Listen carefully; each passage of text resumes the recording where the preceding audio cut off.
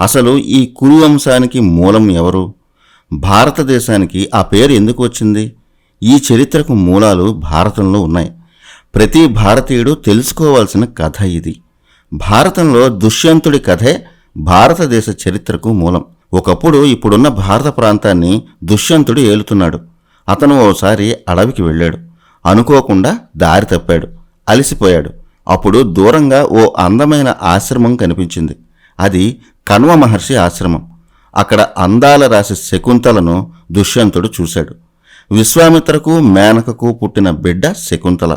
వారిద్దరూ ఆ బిడ్డను కణ్వ మహర్షి ఆశ్రమంలో వదిలేశారు. అది వేరే కథ. కణ్వ మహర్షి శకుంతలను పెంచారు. ఆ ఆశ్రమంలోకి వచ్చిన దుష్యంతుడు శకుంతలను చూసి మోహించాడు. కాని దుష్యంతుడు క్షత్రియుడు. బ్రాహ్మణ కన్యను వివాహం ఆడవచ్చా అని ఆలోచించాడు. ఆ తర్వాత ఆమె విశ్వామిత్రుడి వల్ల పుట్టినది అని తెలుసుకున్నాడు. విశ్వామిత్రుడు క్షత్రియుడు. అందువల్ల శకుంతల క్షత్రియ కన్య. ఆ విషయం తెలుసుకున్నాక దుష్యంతుడు శకుంతలను గాంధర్వ వివాహం చేసుకున్నాడు. గాంధర్వ వివాహం అంటే ఎవరికీ చెప్పకుండా పెళ్లి చేసుకోవడం. త్వరలోనే అన్ని రాచమర్యాదలతో తీసుకెళ్తానని చెప్పి దుష్యంతుడు తన రాజ్యానికి వెళ్ళాడు. దుష్యంతుడు శకుంతలల వివాహం కణ్వ మహర్షికి తెలిసింది. తండ్రికి చెప్పకుండా పెళ్లి చేసుకున్నందుకు, ఆ మాట చెప్పేందుకు శకుంతల భయపడింది. అప్పటి ధర్మం ప్రకారం క్షత్రియులకు గాంధర్వ వివాహం ఆమోదయోగ్యమే. అందుకే శకుంతల చేసింది తప్పు కాదని చెప్పాడు కణ్వ మహర్షి. శకుంతల మనసు తేలికపడింది. కొన్నాళ్లకు శకుంతలకు కొడుకు పుట్టాడు. అతనే భరతుడు. అతను పుట్టుకతోనే అద్భుతమైన కళతో పుట్టాడు. పసి వయసులోనే సింహాలతో ఆడుకుంటున్న అతనికి సర్వదమనుడు అనే పేరు కూడా ఉంది. పెళ్ళయింది, కొడుకు పుట్టాడు. అయినా దుష్యంతుడు తనను తీసుకువెళ్ళడానికి రాలేదు. దుష్యంతుడు కోసం ఎదురుచూస్తూ శకుంతల బాధపడింది.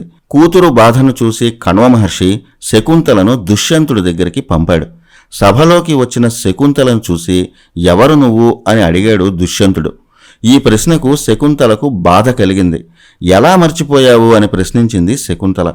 నీ వల్లే పుట్టాడు అని కొడుకును చూపించింది. అయినా సరే నువ్వెవరో నాకు తెలియదు అన్నాడు దుష్యంతుడు. పంచభూతాలు మన పెళ్లికి సాక్ష్యమని, విశ్వామిత్రుడు మేనకల కూతురునని శకుంతల దుష్యంతుడిపై ఆగ్రహం చూపించింది. అయినా దుష్యంతుడు చెలించలేదు. పైగా విశ్వామిత్రుడు మేనకలను హేళన చేశాడు. కన్నవారిని హేళన చేసేసరికి శకుంతలకు కోపం పెరిగింది. తనను స్వీకరించకపోతే అంతకన్నా మహాపాపం మరొకటి లేదని ఏడుస్తూ వెనుదిరిగింది శకుంతల. అప్పుడు ఆకాశవాణి పలికింది. దుష్యంత ఆమె నీ భార్య, అతను నీ కొడుకు అని ఆకాశవాణి చెప్పింది. అప్పుడు దుష్యంతుడు ఆమెను దగ్గరకు తీసుకున్నాడు. దుష్యంతుడికి శాపం ఉందని, అందువల్లే శకుంతలను మర్చిపోయాడని, ఏదో గుర్తు చూపిస్తే గుర్తు పట్టాడని ఒక కథ ఉంది. ఆ కథ వ్యాసభారతంలో లేనేలేదు. అది ఎవరో సృష్టించిన కథ. దుష్యంతుడు సభలో అలా ఎందుకు ప్రవర్తించాడో వ్యాసభారతంలో స్పష్టంగా ఉంది.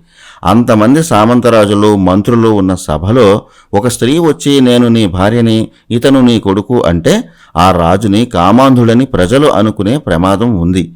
తాను రాచమర్యాదలతో తీసుకువెళ్తానని దుష్యంతుడు మాట ఇచ్చి తప్పాడు. అది నిజమే.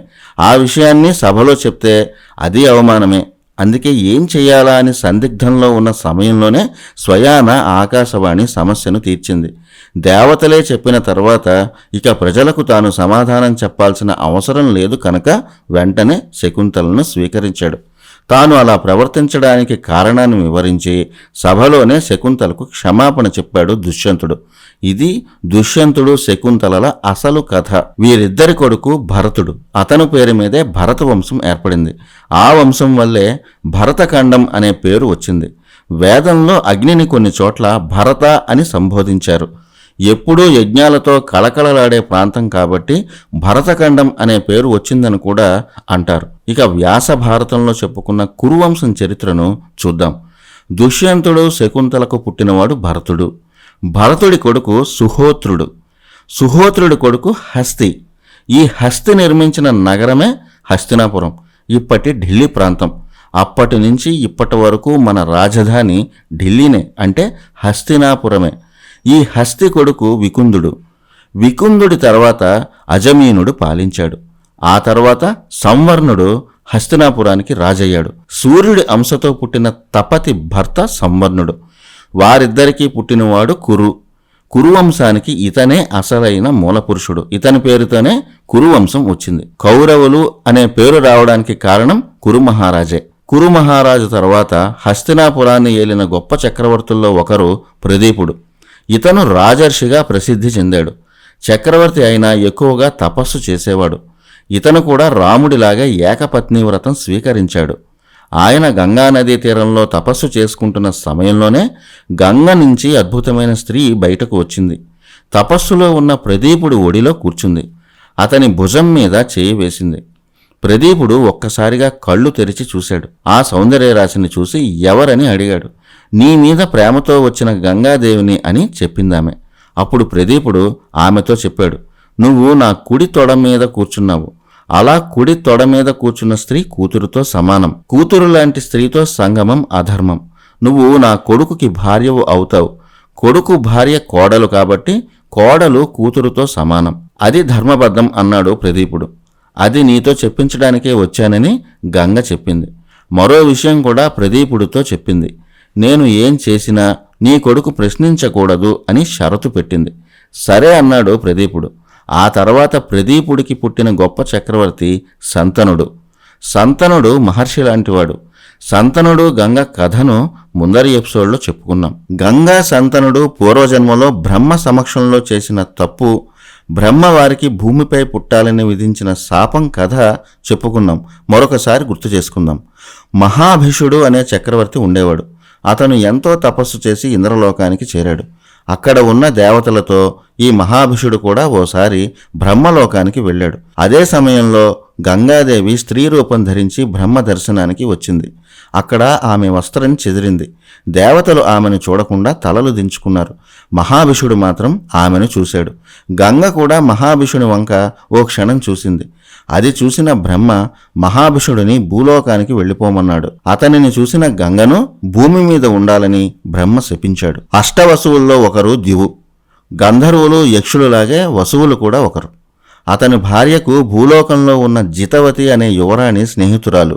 వశిష్ఠుని దగ్గర ఉన్న కామధేనువు పాలు కావాలని తన స్నేహితురాలిని అడిగింది. అప్పుడు ఎలాగైనా ఆ పాలు తీసుకురమ్మని దివును కోరింది భార్య.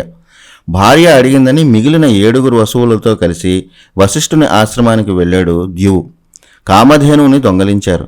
అది తెలిసిన వశిష్ఠుడు దొంగతనం భూమి మీద ఉన్న మనుషుల చెడు లక్షణాల్లో ఒకటి కాబట్టి ఆ వసువులను కూడా భూమి మీదే ఉండాలని శపించాడు. మనుషులుగా పుడితే నానా రకాల కష్టాలు పడాలి కాబట్టి వసువులు భయపడ్డారు. కానీ శాపం తప్పదు కాబట్టి పుట్టిన వెంటనే తమ లోకాలకు పంపే తల్లి కోసం వెతికారు. అలాంటి సమయంలో బ్రహ్మ శాపంతో వస్తున్న గంగను చూసి తమకు తల్లిగా ఉండాలని కోరారు వసువులు. పుట్టిన వెంటనే తమను నదిలో పడేయాలని కూడా ఆ వసువులు కోరారు. అయితే గంగమ్మ ఒక కోరిక కోరింది. 8 మందిని గర్భంలో మోసి ఒక్క కొడుకైనా తనకు లేకుండా ఎలా అని అడిగింది. అప్పుడు 8వ వసువైన ద్యువును చూపించి తమ 8 మంది శక్తి అతనిలో కొంత ఉంటుందని, అతను నీకు కొడుకై ఉంటాడని చెప్పారు. అలా శంతనుడు గంగను పెళ్లి చేసుకున్నాడు. పుట్టిన ప్రతి బిడ్డను గంగ నదిలో వదిలేస్తోంది. అలా వసువుల శాపం తీరుతోంది. ఏం చేసినా అడగకూడదు కాబట్టి సంతనుడు ఏమీ చేయలేక ఊరుకుంటాడు. 8వ కొడుకుని నదిలో వదిలేస్తుంటే తట్టుకోలేక గంగకు అడ్డుపడ్డాడు సంతనుడు. ప్రశ్నించాడు కాబట్టి, సంతనుడు మాట తప్పాడు కాబట్టి ఆ 8వ కొడుకును తీసుకుని గంగ వెళ్ళిపోయింది.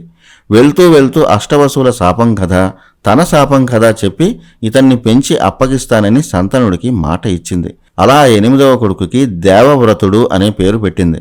అతనికి పరశురాముడు, బృహస్పతి, వశిష్ఠుడు లాంటి గొప్పవారి దగ్గర అన్ని విద్యలు నేర్పించింది. ఆ తర్వాత సంతనుడికి అప్పగించింది. అతనే భీష్ముడు. ఆ భీష్ముడి తర్వాత పుట్టిన వాళ్లే విచిత్రవీరుడు, చిత్రాంగదుడు. వారు చనిపోయిన తర్వాత కురువంశంలో పుట్టినవారే ధృతరాష్ట్రుడు, పాండురాజు. ఇది మహాభారతం ఇతిహాసంలో ఉన్న కురువంశం చరిత్ర.